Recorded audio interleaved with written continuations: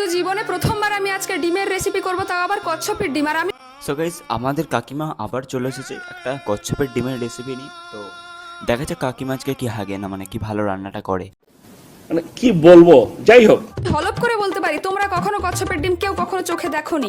অবশ্যই কাকিমা, আমরা কখনো দেখিনি মানে কচ্ছপের ডিম কিরকম হয়। আর তোমরা যারা যারা ডিম খেতে অপছন্দ করো বা ঘৃণা করো তাদেরকে বলছি ভিডিওটা স্কিপ করতে পারো, আর যারা আমাকে পছন্দ করো তারা ভিডিওটা দেখো না, যারা অপছন্দ করো তারা পুরো ভিডিওটা দেখে যাও। হ্যাঁ কাকিমা, মানে আমি তো তোমাকে 100% অপছন্দ করি। জাস্ট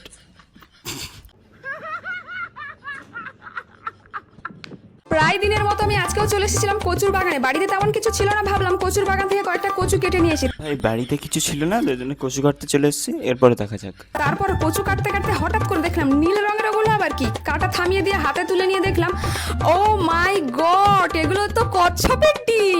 ও মাই গড, ও মাই গড, কচ্ছপের ডিম পেয়েছি কাকিমা।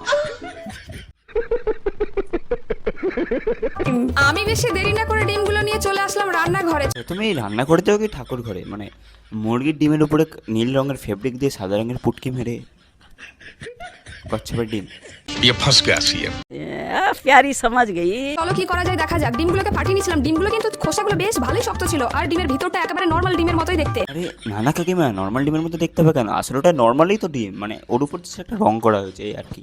ये गवर्नमेंट, अब गवर्नमेंट में कुछ नहीं है, ये जो सारे मिलके हमको पागल बना रहे हैं। আমি মোট 4টা কচ্ছপের ডিম পেয়েছিলাম। দুটো ডিমকে রেখে দিয়ে বাকি দুটো ডিম নিয়ে চলে এসেছিলাম রান্নাঘরে। তুমি যা খাইপুরে মানুষ, কখনো কখনো ব্যাঙের মাংস ভাল ভাল খেয়ে বেড়াও, দুটোর জায়গায় মানে 4টেই করতে পারতে।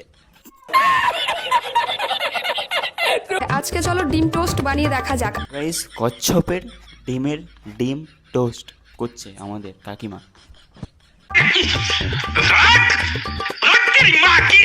কচ্ছপের ডিম টোস্ট বানাতে গেলে তেমন মাল মশলার কিছু প্রয়োজন পড়ে না। তো গাইস, তোমরা দেখতে পেলে যে সেরকম কোনো মাল মশলা লাগলো না, জাস্ট এই কটাতেই হয়ে গেল মোটামুটি।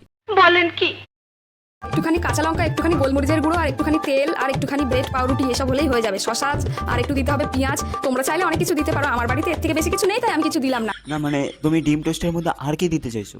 মানে আরও কি তুমি কিছু দিতে চাইছো? হতেই পারে। আর তোমরা কারা কারা কচ্ছপের ডিম খেয়েছো আর কারা কারা খাওনি অবশ্যই কমেন্ট করে জানিও। বিশ্বাস করো কাকিমা, জীবন আমার কচ্ছপের ডিম বড়া খাও তো দূরের কথা, বলা চোখে পর্যন্ত মানে দেখিনি আমি। এই জাস্ট দেখলাম তোমার হাতে মানে নীল কালারের ওই ডিমটা আর কি, মুরগির ডিম। আমার এইদিকে কিন্তু ডিমের টোস্ট বানানো হয়ে গেছে, দেখে কিন্তু একদমই মনে হচ্ছে না যে এটা কচ্ছপের ডিমের ডিম টোস্ট বলে। হ্যাঁ, আসলে তোমার ওটা কচ্ছপের ডিমই না, তবে মনে হবে কি করে বা?